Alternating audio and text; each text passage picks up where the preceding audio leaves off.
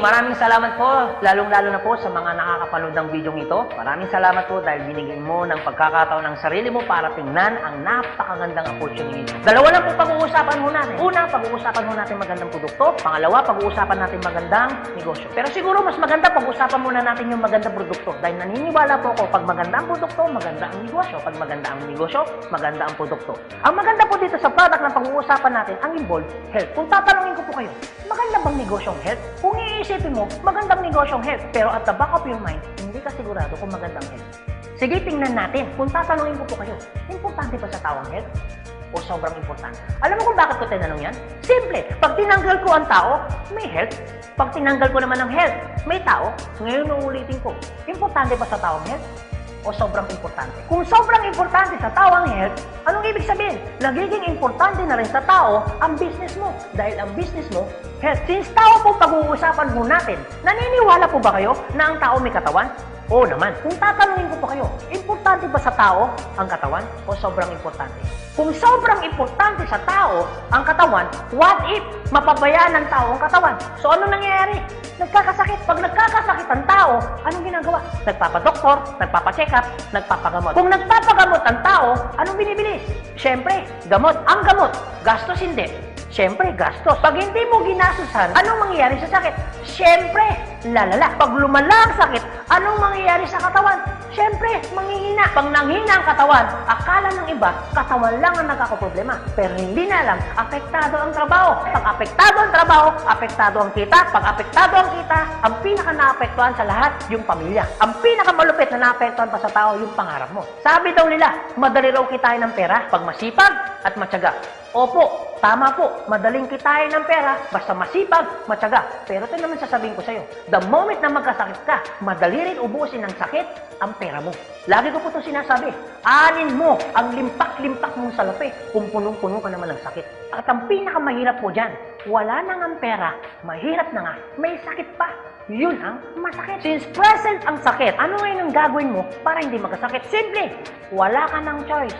Uulitin ko, wala ka ng choice. Kailangan mo nang uminom ng food supplement. Alam kung bakit? Marami ng kumpanya ng tayo.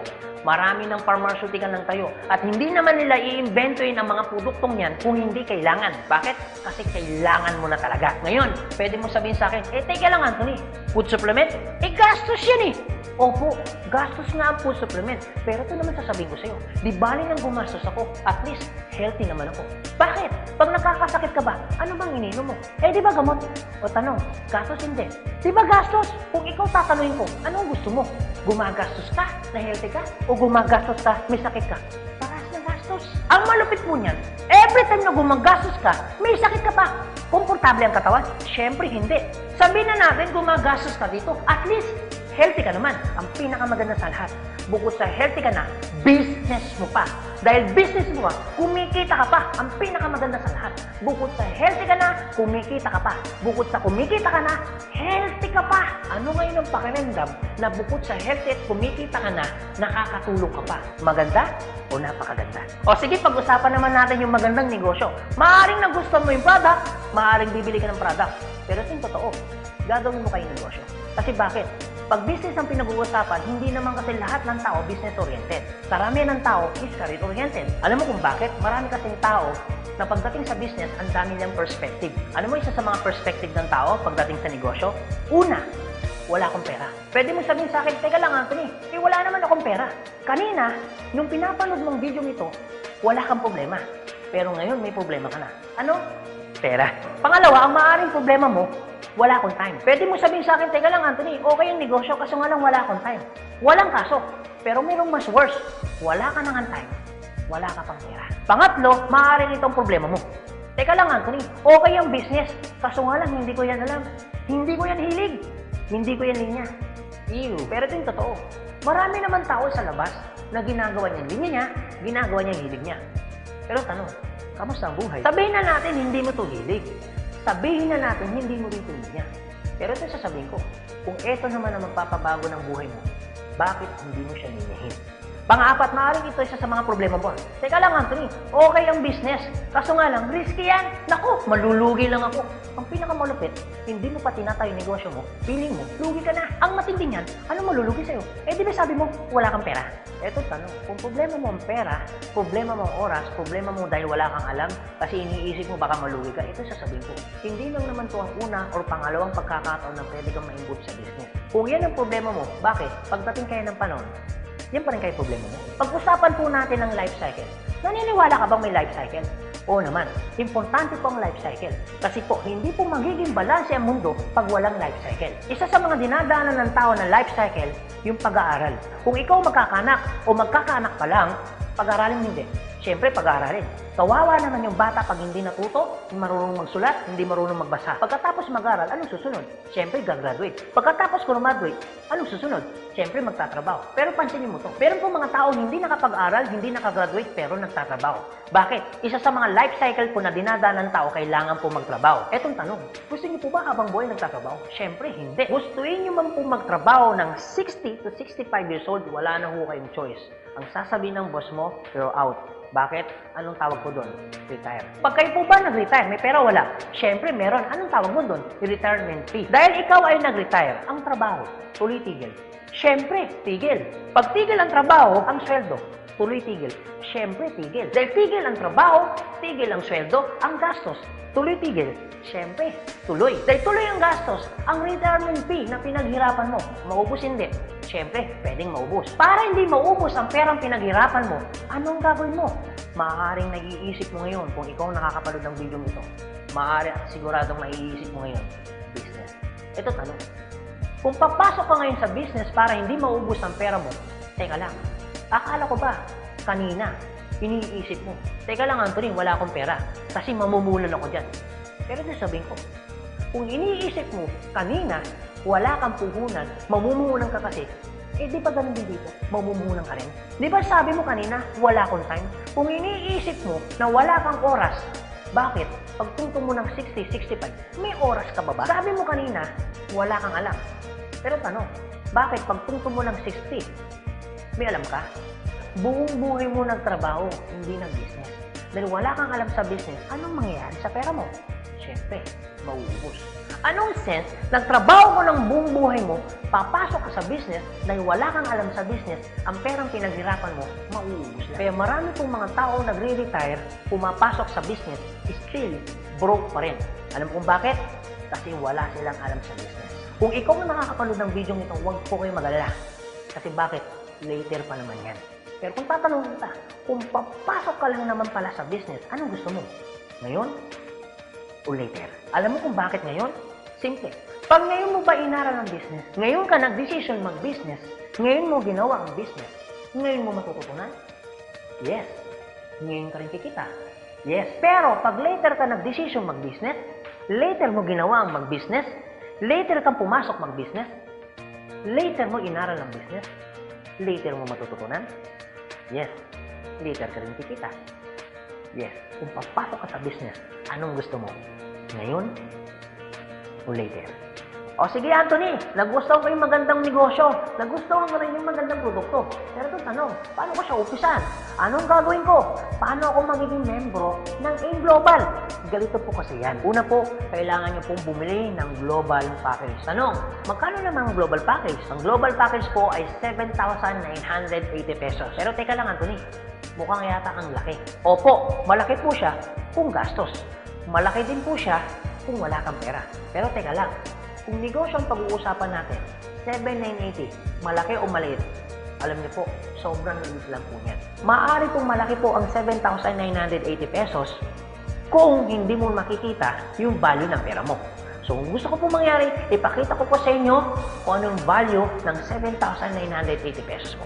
Una, magkakaroon ka ng product na worth 6,000 pesos. Pangalawa, magkakaroon po kayo ng insurance. Meron po kami tinatawag na personal accident insurance na 200,000, unprovoked murder and assault na 50,000 pesos, 10,000 pesos medical reimbursement. Hindi lang yan, meron pa kami tinatawag na burial assistance na 10,000 pesos. Pangatlo, magkakaroon ka pa ng discount from 25% up to 50%.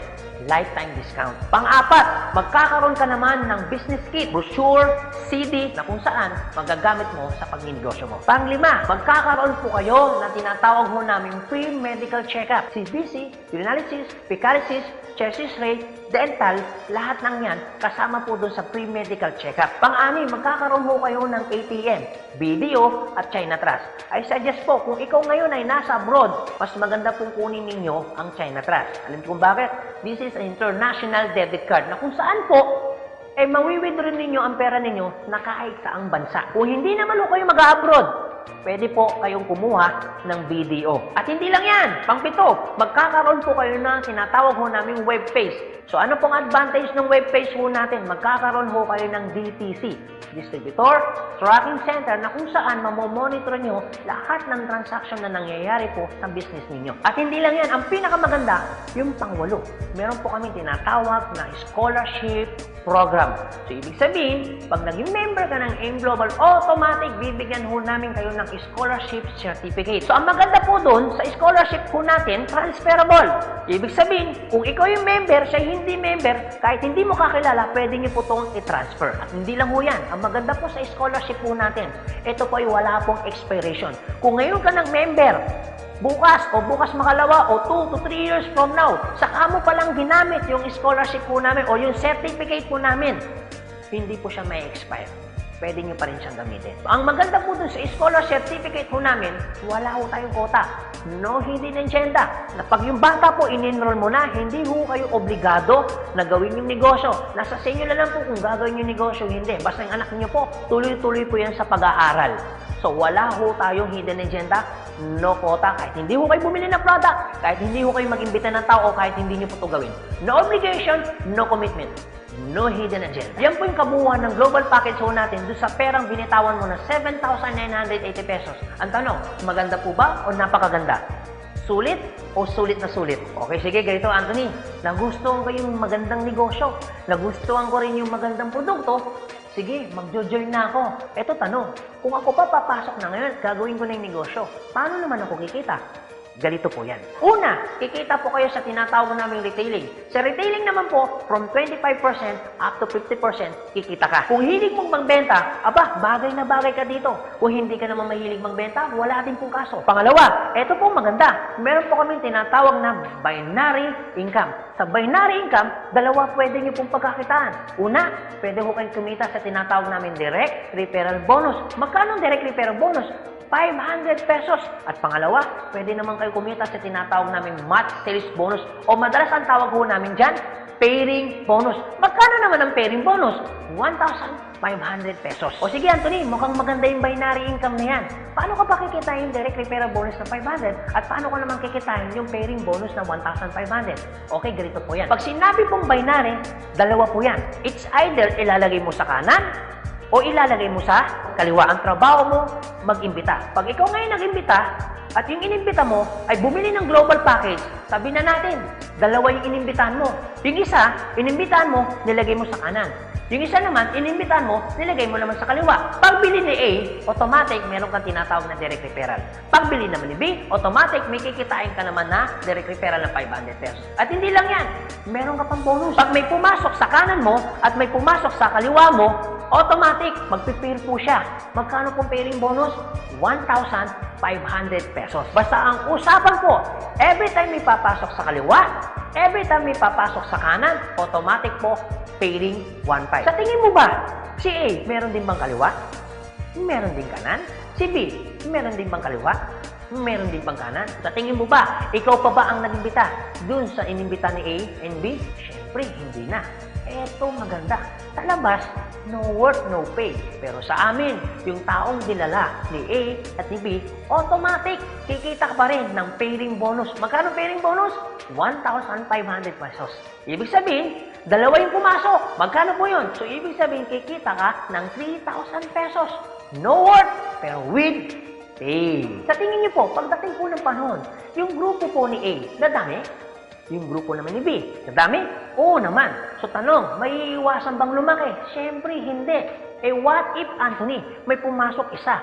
may pumasok isa, araw-araw. Anong ibig sabihin po niyan? Di ibig sabihin, araw-araw po, kikita ka ng 1.5. Paano kung kay Anthony? Dahil lumalaki po ang grupo, paano kung may pumasok 10 dito? Paano kung may pumasok dito 10 dito? Anong ibig sabihin yan? Di 10 po ng 1.5. So, magkano yung 10 ng 1.5? Di 15,000. Paano kung araw-araw yan? Di ang ibig sabihin po yan, araw-araw po yan, 15,000, 15,000. Tuloy-tuloy po yan. Ang pinakamaganda niyan, yung 15,000 po ba? Malaki maliit? Siyempre malaki. Pero hindi lang mo yan. You have opportunity para kumita ng 24,000 pesos per day. Alam ko medyo nag-iisip ka. Maaaring iniisip mo na hindi ka kikita. Pero maaaring iniisip mo rin na kikita ka. Pero kung mag-isip ka ng hindi ka kikita, kung mag-iisip ka ng kikita ka, para sa ginawa mo, nag-isip ka pa rin. Pero kung mag-iisip ka lang naman, mas maganda lang pong nag-iisip ka, nakikita ka, kaysa naman nag-iisip na hindi ka kikita. Ito po masasabi ko sa inyo. Kung gusto mo ng pagbabago sa buhay, dapat may baguhin ka. Pero pag wala kang binago, walang mababago. Ang tanong, gusto mo ba ng pagbabago sa buhay? Siyempre, oo. Ang tanong, kailan mo uumpisahan ng pagbabago? So guys, maraming salamat po sa inyong lahat. God bless, and to God be the glory. See you at the top. Thank you.